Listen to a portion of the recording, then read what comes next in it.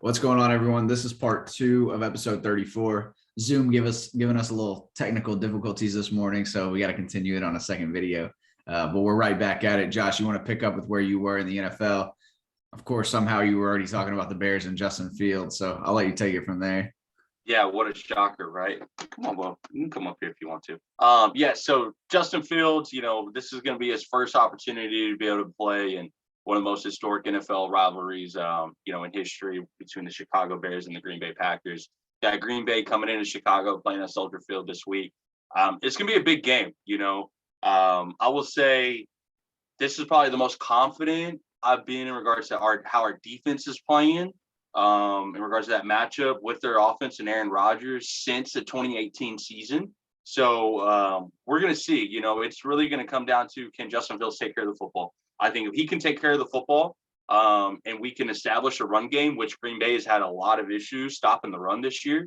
And obviously David Montgomery's out, Damian Williams, I think he got COVID at a strip club in Vegas after celebrating the dub, but now Khalil Herbert is basically going to be the number one guy this weekend.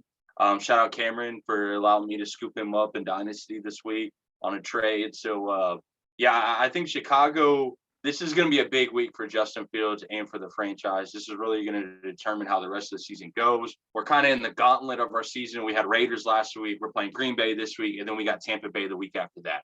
So this is a really tough stretch. I think we got Pittsburgh coming up. We got Baltimore coming up. So this is where our season is going to be defined in these next 4, 5, 6 weeks right here. So it's going to be interesting to see. I know Soldier Field's going to be rocking. I'm excited to see how Justin Fields handles it and what kind of game plan that we can come up with. And it's been pretty cool because I don't know if you heard of the story that Aaron Rodgers came out and said, and a lot of people are like, well, do you like playing in Chicago? Obviously the rivalry, but Aaron was like, look, man, he's like, I respect the Chicago fan base. I think they're a great fan base. He goes, obviously they haven't showed me a lot of love over the years. And he goes, but I think that's primarily my fault, not theirs, just because I've played well against them, but he goes, hopefully when it's all said and done and I'm done playing, we can enjoy each other because of all the memories. But he did bring up a memory dating back to, I think it was like 10 plus years ago of him saying, hey, there was a time that I was in Chicago late night. I was grabbing some food at Mastro's Steakhouse in Chicago. And he goes, I was just walking back to my hotel by myself. And there was a kid and a mom just walking by. And he goes, and we walked together for about 4 to 5 blocks. And so that kid actually, I believe, is a sports writer now. And he actually came out and said, hey, I was that kid. Like Aaron Rodgers isn't lying. He was like, I was that kid. I vividly remember that. So that's pretty cool. Obviously it's a big rivalry. Our buddy Nolan that you went to A&M with, he's a huge Packers fan. So it's always a pretty big week. I'm sure we'll have a little side bet that I'll text him about before the game on Sunday. But big week. Some other big matchups coming up this week as well. So why don't you get into some of the matchups that you're looking forward to this weekend? Yeah, first and foremost, while we were taking that little hiatus between part one and part two, Zach Ertz was traded to the Arizona Cardinals. So the Zach Ertz news and trade stuff has kind of been looming for a little while now, a few years. They've talked about moving on from him. A little surprised to see them do it with Dallas Goedert on the COVID list. But I guess they feel like, hey, we're not really going in any direction. Our offense sucks. We better get some kind of capital while we still can. And he had 4 catches and a touchdown last night. So they picked up a cornerback and a 5th round pick. But Zach Ertz is now going to the land where a lot of veterans are living and a plethora of weapons on that Arizona offense. So it feels like they just have options. I'm sure he'll fit in just fine. Probably not see too many targets, but I'm sure he'll get quality targets and looks as they go down the stretch and into the postseason. So I'm just going to start right there with Arizona. They are plus 150 underdogs against the Browns, plus 3. The Browns open at minus 175. And I think this has a lot to do with, one, the Browns are at home, and also it's just a mismatch on the ground. The Cardinals are going to be without Chandler Jones, and the Browns are the best run team in the league with the Nick Chubb and Kareem Hunt. So I think they're going to be able to get up and down the field on them. That's a huge matchup that I'm looking forward to. Can the Cardinals move to 6-0, or the Browns going to give them their first loss of the season? Another one I'm looking at is the Cowboys and Patriots in the afternoon slate. I think the Patriots have played well in some spots, and I think enough to give the Cowboys a surprising letdown. I'm very impressed by the Cowboys. I like the Cowboys. They have an awesome offense. I have no reason not to like them. I have stake in them in fantasy, particularly in my dynasty league with both Dak and Zeke. But I think it's the NFL at the end of the day. You're going on the road to Foxborough, not an easy place to play. We saw that Brady even struggled there. He lived there for 20 plus years.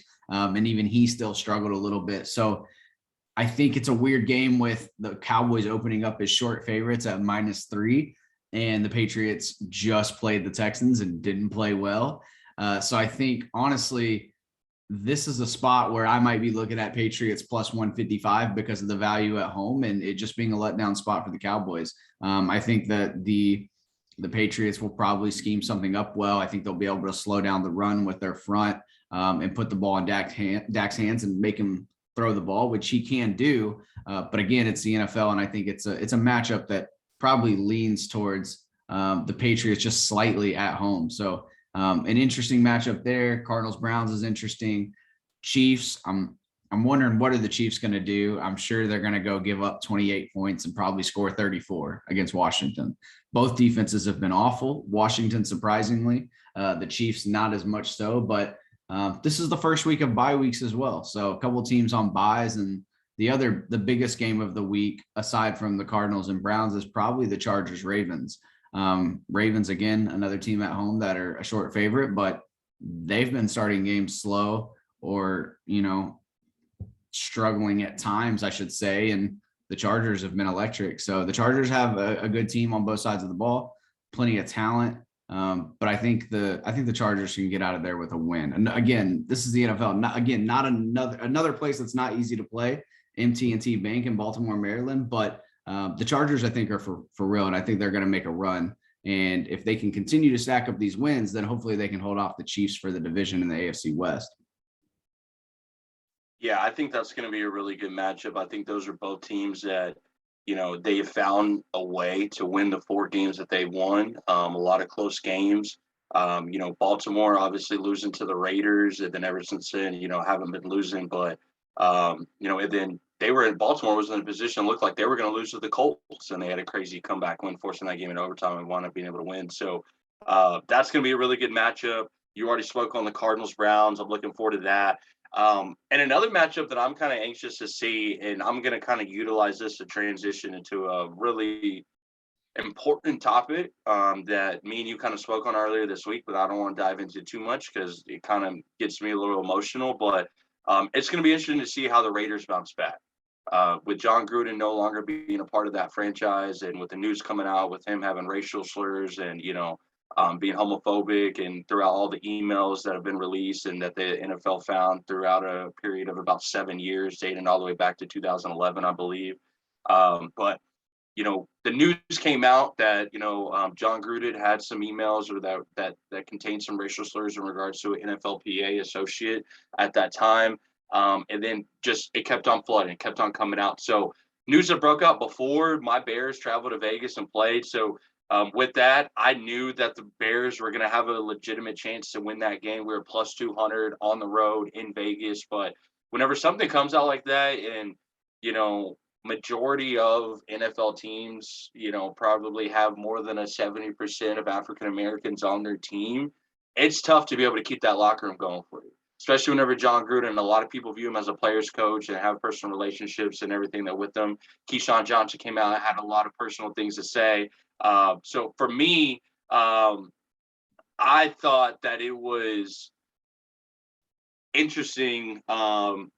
All the information that came out, the Bears took advantage of that. Immediately after that, Jon Gruden was let go. Davis comes into the facility and he fires him Monday night.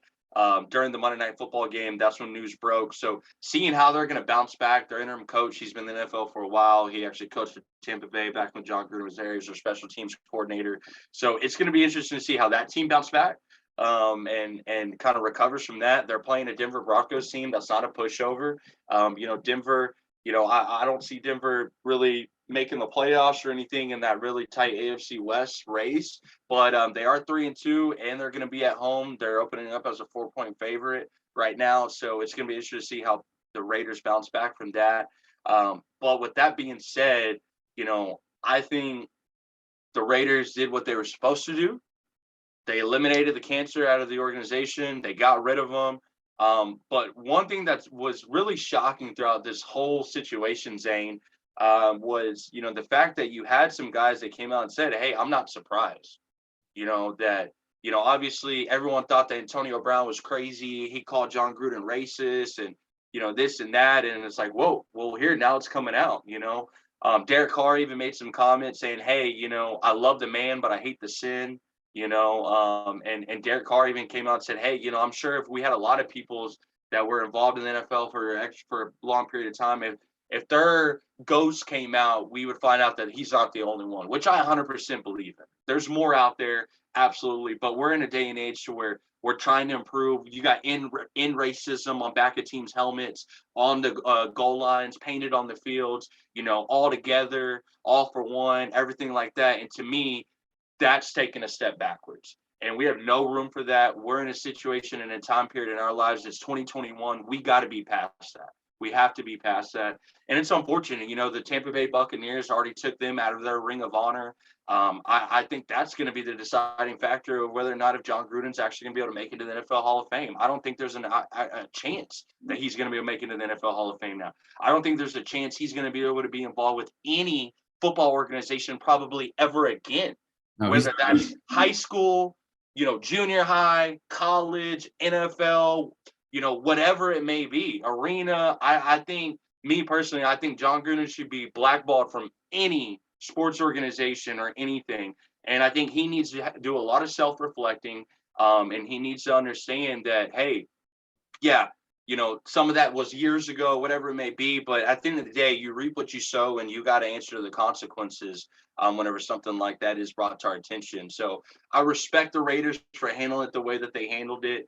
Obviously, I know a lot of people looking back, they're like, well, that should have been made before the game, but they also weren't privy to all the details of the emails, So hats off to the Raiders for handling that situation.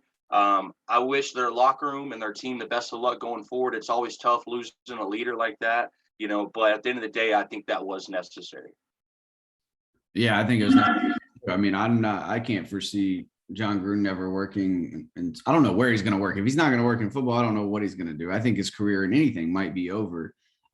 It's unfortunate. It's sad. I haven't seen any specific emails. I haven't seen the verbiage or the details exactly how he said some stuff. But my thing is, everything coming out,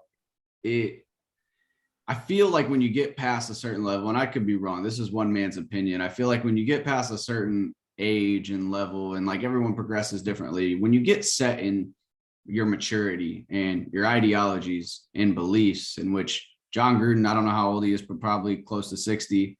If this was 10 years ago, he's still a 45, 50-year-old man. Those things he said then, he probably still believes now. And he could say, oh, I've changed this and that. But if those things are deeply rooted in you at that point in your life, then you probably feel very strongly about those things today.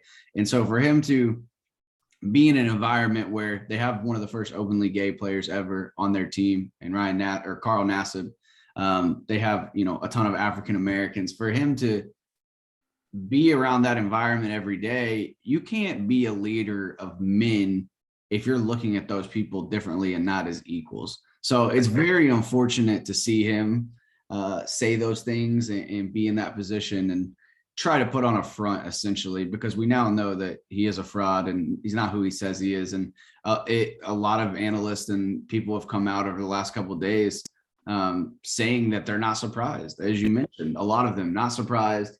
That they've always thought Jon Gruden was a fraud, which to me, I think that's a little ironic timing. Of course, you weren't ever going to say that before unless something like this happened.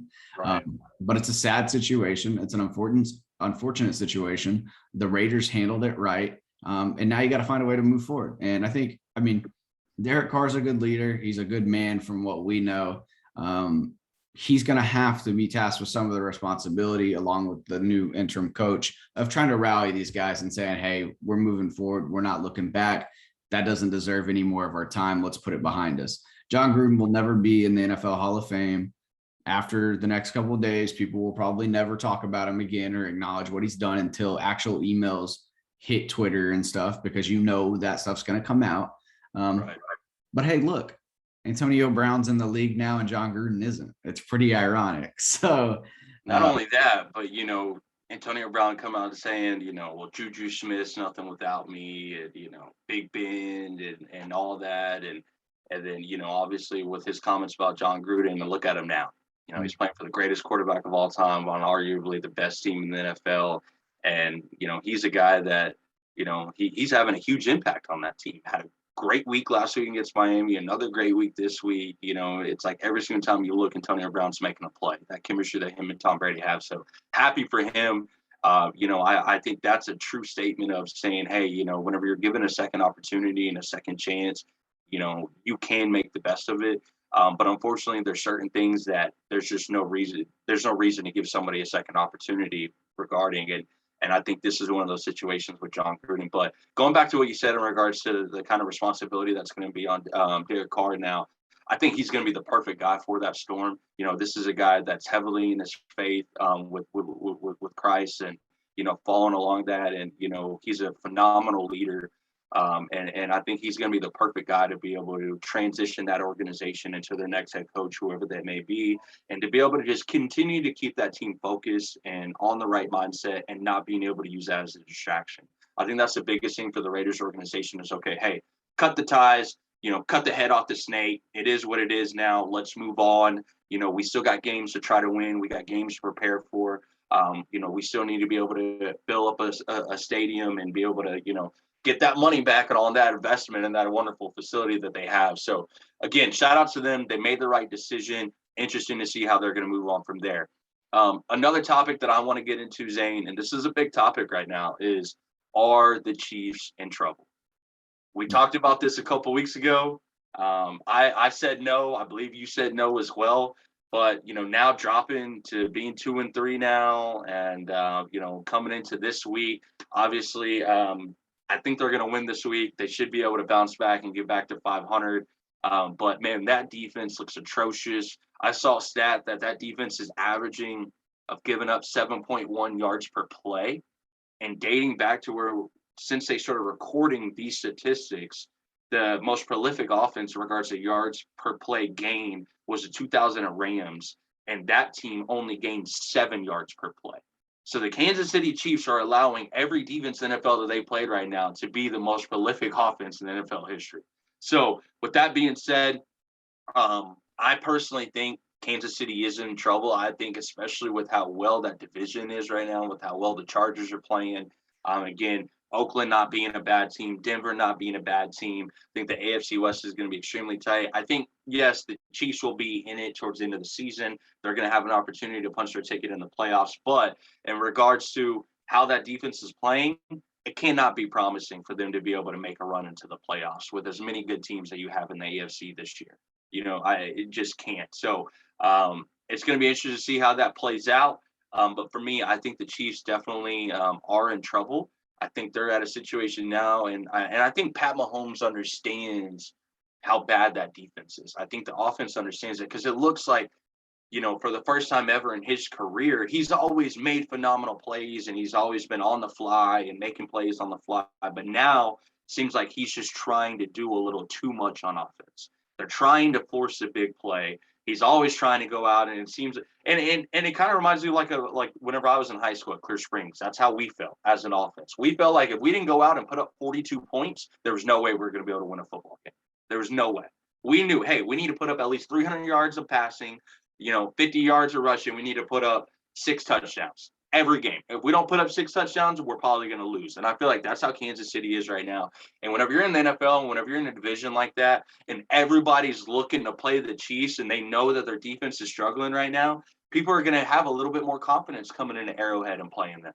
So I think they're in trouble. I think Pat needs to just kind of slow it down a little bit, start taking a little bit better care of the football. And it's tough because whenever your defense isn't playing as well, you're limited to possessions. So whenever you do have those turnovers are even more costly because you do have less possessions per game. So I think they're in trouble. I think that defense is definitely going to have to turn around. Tyrann Mathieu is going to have to figure something out. And the biggest thing is they can't stop the run and they can't stop the pass. They're giving up big plays. It looks like they're always having coverage breakdowns in the back and the secondary. So I think the Chiefs, if you're a Chiefs fan, you definitely have a reason to have some concerns right now. Notable opponents the rest of the way. On the road against the Titans next week, at home against the Packers in a couple weeks, at home against Dallas, Chargers on the road, Steelers at home, Bengals on the road. That's not including the Raiders and Broncos division matchups either. So it's not going to be, with how they've shown us with their defense, it's not going to be an easy stretch either.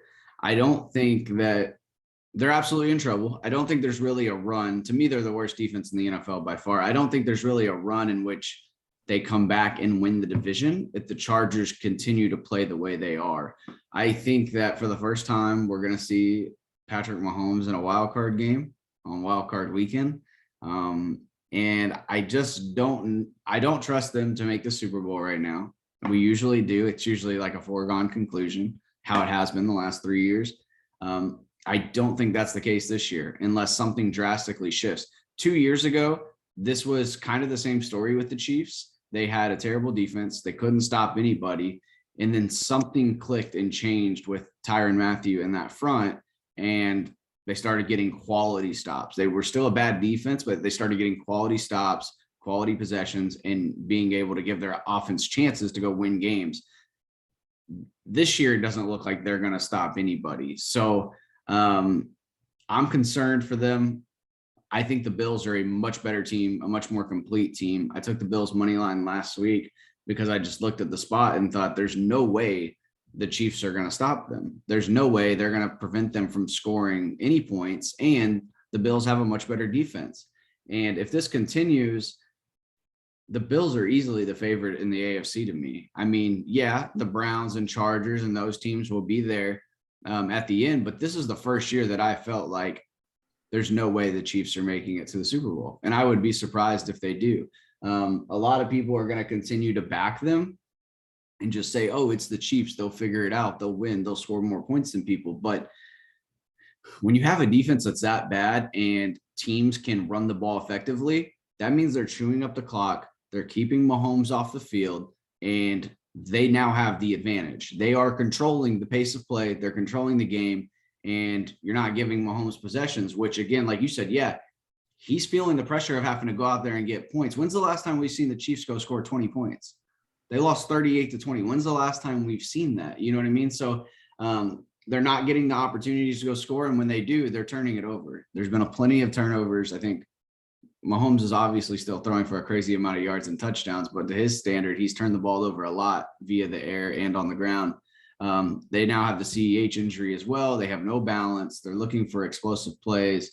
They're trying to get Josh Gordon involved, which whatever, but yeah, they're struggling, and they're going to continue to struggle. They have a lot of big matchups, and right now I'm thinking like I see 4 more losses on the schedule if the defense doesn't change. So 10-7 and make the wild card and have to go on the road, and it's going to be an uphill battle. But I just don't think there's enough time in this season for a significant, drastic enough change to where we're going to have faith in their defense going down the stretch. Yeah, no, definitely. They're in trouble, and I can see it perfectly just how you just pictured it. I can see them finishing 10-7, being a wild card team, having to travel into LA to play the Chargers, in that wild card game or something, or even the Browns, whatever it may be. And again, their defense just letting them down again. It's just going to be one of those things. But I agree with you. I think the Bills are definitely going to be are currently the favorite of the AFC. I just think the way their defense is playing, the way their offense is playing, Josh Allen looks amazing. They're going to be extremely difficult to beat. If they have to go on the road and play the Browns in a wild card or playoff game, the Browns are going to run it down their throat and control the clock the entire time. Yeah, absolutely. Sorry, ESPN decided to play a Chipotle episode in the background. I was like, Chipotle? I'm like, what is that coming from? What website? So, yeah, definitely Chiefs are in trouble. I will say another matchup that I am looking forward to, though, obviously, other than the Bears and the Packers, and we already kind of dived into that. Another matchup that I'm looking forward to is going to be this Vikings-Panthers. You got Panthers that are trying to bounce back after giving up a kind of skeptical loss, in my opinion, with the Eagles. I mean, I felt like they were controlling that game the entire game, and the Eagles just, had a late rally. Minnesota escaping with the win last week, and then being 2-3 now, they're right behind us in the division. You got Green Bay, then us, then Minnesota, then Detroit. So I'm pulling for Carolina in this game. I'm hoping that they're going to be able to beat Vikings and push the Vikings to 2-4, because I don't see the Bears probably, again, we're playing Green Bay, we're playing Tampa Bay. We need all the help that we can get to be able to stay in that hunt in the NFC race. So that's going to be an interesting matchup. And Minnesota's going to come out with a random ass blowout, and everyone's going to be like, "What just happened?" And both these teams are going to be 3-3. oh yeah, I'm sure. Yeah, I'm sure Minnesota's going to win that game. I'm sure. Yeah, absolutely. And I think it's going to be the same thing with the Cowboys and the Patriots. You talked about that earlier. I really like the Patriots at home in this game. Yeah, I think this is going to be one of those games that the line's at Dallas -3 right now, and everybody's looking at Dallas like, whoa, it's the Cowboys. They're 4-1. It's only a 3-point spread. They're playing Mac Jones, but remember, the Patriots were at home when Tom Brady came in last week, and they made that a close game. So with that being said, I like the Patriots in this matchup. I like them being able to pull off the upset, them being 3-3, Cowboys being 4-2. Me seeing the Cowboys be 5-1 is going to be tough just to imagine. The fact that it's also an afternoon game that's going to be under the spotlight and not like hidden on the noon slate, like Right. all eyes are going to be on it, and I can just see a letdown spot. But again, like Diggs has been amazing for the Cowboys. The defense has played well. I like the Cowboys a lot, but have they really been tested? The one time they were tested in a close game was against the Bucs, if my memory serves me right. So again, it's the NFL. It's a letdown spot game for me. Yeah, definitely. So, interesting week in the NFL coming up. I can't believe it's already week 6. We're already halfway through the fantasy leagues that I'm actually the commission of, because I do a 10-week regular season with a 6-week playoff matchup, 2 weeks per matchup. So, it's crazy. I remember whenever we're anxious for NFL season to start, and we're already, almost a third away into the season, with there being 18 weeks in the NFL season this year. So, enjoy it, guys. We're here. We're in the heart of it. Let's keep at it in regards to following it. But with that being said, I do want to wrap up this week's episode with one topic, and this is a topic that it can be a little skeptical in regards to how people feel about it or whatever. But I just want to say before we dive into this, I'm not bringing up this topic to take a stance on politics or anything like that. I am just proud of this athlete for standing up for what they believe in against all odds and against all media and against all fans and people riping him for this. And typically this is an athlete in the past that I did not agree with on some stances that he took, but this is one that I absolutely support and I agree with, and that is Kyrie Irving. This is Kyrie Irving's stance in regards to, him saying that he does still not know if he wants to get vaccinated, and him proposing to the Brooklyn Nets organization, well, hey, if I don't get vaccinated, can I just play on the road games and not play at home? They came out and said, no, that's not going to be an option. You're either all the way in or all the way out. So now the media is basically crucifying Kyrie, calling him a bad teammate if he doesn't get vaccinated, saying that he's always trying to put himself above everyone else. But Kyrie Irving answered to that whenever he went on Instagram Live this week, and I think he utilized that platform in a great way. And, he said on there, he goes, look, guys, this isn't about the NBA. This isn't about the Brooklyn Nets. This isn't about, politics or vax or unvax or anything like that. This is about human rights. This is about me being able to make a choice for something that I don't want to put into my body, bottom line. And for me, I stand up with Kyrie. I support Kyrie for that. Again, I'm not going to get into too much detail on it, but I think this is the type of topic that we don't talk about enough, that we allow the big name guys like Stephen A and First Take and everybody to talk about. And, for me personally, I'd like to kind of get your input on that, Zaine, and, for all the listeners out there, give us some feedback. I want your input on it as well. And again, don't say, well, he needs to be vaccinated and this and that. My concern is what are your opinions on him taking a stance for his personal beliefs and not allowing a large organization like the NBA to hold his contract over his head and hold all that money over his head and try to force him into a decision that he is not currently comfortable making. So with that being said, what do you think on this topic, without trying to get too much in detail on the politics and vax and unvax and all that? Yeah, I don't like publicly talking about politics and where I side on things. I usually keep it close to the chest, but this is an important topic. I personally do not believe that.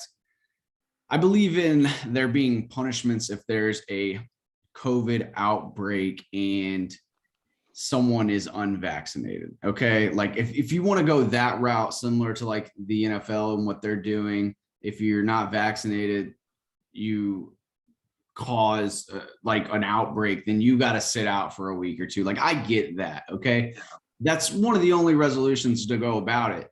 However, when you hold someone's personal freedom and rights over their head and push them in a corner and force them to do something, like I think about it right now, if my employer did that to me, it'd be a very unfortunate situation. A lot of people feel very strongly about getting the vaccine. I'm not saying one way or the other, to each their own. Whatever your beliefs are your beliefs. I'm not going to try to persuade you any other way. Personally, I do not believe that an employer should be able to hold someone's livelihood in the way that they support their family and put food on the table. This is a different situation. I understand Kyrie makes millions, has millions, but again, maybe he doesn't. You don't know everybody's situation with cash. If you hold that over their head and say, hey, you have to get this vaccine or you won't have a job, to me, we're just kind of defying what America and what our freedoms have always been about. I don't agree with it. I don't like it. I try to avoid the news. I try to avoid reading into it and listening into it because I feel like the mainstream media, especially on ESPN, I don't want to say that everyone is just like, I can't use the term I want to use, but everyone just kind of reads or listens and they say, oh yeah, that's what I have to do because they said, and that's not the case. I miss the days or want to see the days where people can do research, develop their own opinion, and decide on something based on how they feel. And Kyrie has decided that the vaccine, he's a healthy individual. He hasn't got COVID or doesn't have COVID. I'm not going to put that in my body when it's technically a booster and not even a vaccine. And I don't know what's going to happen in the next couple of years with it. And I agree with that. I mean, that's been my decision publicly. I'll say that. But again, if you want to get the vaccine, that's your decision, to each their own. So holding someone's livelihood and their money over their head and kind of putting their freedom in an awkward spot is something that I highly disagree with, and I hate to see it, and it's unfortunate. And I love that Kyrie came out and said, hey, don't listen to that. I'm not retiring. Like, this isn't over. They didn't pinch me and I'm just like, oh, I'm going to fold and this is it. This is the end of the road. I have no choice. No, he's going to figure out what he can do about it. He's going to continue to battle through it. And I mean, here's the reality of the actual sport spot. Like, he's not in any rush to go get back on the court for regular season basketball when they have James Harden and Kevin Durant out there. Like, he knows they can go win games without him. His thing is, let me figure out what I can do to continue to side with my beliefs, potentially get my way, and, you know, maybe be back a little bit later. I didn't watch the whole IG live, so I don't know if he is trying to come back soon or if he is going to fold into getting the vaccine, but I don't think he is from what I've seen and read. So I'm all for standing up in your beliefs. I mean, we've seen it, these situations more so over the last year or two, where especially with Kaepernick in years past, like, people are standing up for what they believe in. And I'm cool with that. I'm not good with any organization, micro, macro, corporate, non-corporate, sport, non-sport, holding someone's rights over their head and forcing them to do something. I don't agree with it whatsoever. Yeah, absolutely. That's my biggest thing. And without me trying to get into too much either side, my biggest concern always, you know, in regards to type of decisions that I want for me and my family is, I do not like being held up against the wall and being forced to make a decision that I don't want to make, you know, whether that be the government, whether that be my employer, or whether that be, you know, anything I'm involved with. So with that being said, I support Kyrie, whatever he wants to do. And people can say, oh, well, he's making millions and this and that. He needs to just shut up and take the vaccine and play basketball. And, in my opinion, that's ignorant for you to say that, until you're in his shoes and you understand what he's battling through on a daily basis, as a man, as a husband, as a father, and as an athlete, and I think what people are really starting to forget, and we've seen this with the NBA, with fans dumping drinks on players last year and this and that because they got back from COVID. What people seem to forget is these people are still human beings. They are still individuals. They still have lives outside of basketball. First and foremost, most importantly, myself, the first thing and foremost is my relationship with Christ and God. And other than that, it's my family, and then it's work, and then it's friends, and then it's my hobbies such as needed sports and things like that. So with that being said, same thing for Kyrie. First and foremost is his relationship with his God and his relationship, whoever that may be, and then being a father, being a husband, and having ideologies and morals that you're going to stand up to and stand up for. And personally, when people say, well, oh, he's not going to miss out on that money, you forget how many contracts this dude's already had and how much money he's already had. So I'm more than certain that Kyrie is in a position that if he absolutely was put in a position to where the NBA forced him to either play or walk away, I'm not saying he would want to do that, but I'm saying Kyrie is probably in a position to where he could probably walk away and not have to play another quarter of basketball and be perfectly fine financially. Probably more than certain that he could figure that out. He's a very bright individual. A lot of people say, oh, he thinks he's way too smart than he is. At the end of the day, he went to Duke.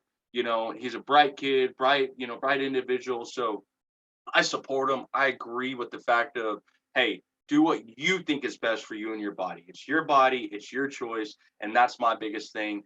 So with that being said, I don't want to dive into too much deeper into that. I don't want to make it seem like we're taking a stance on any politics or vaccination status or anything like that. But again, I support Kyrie.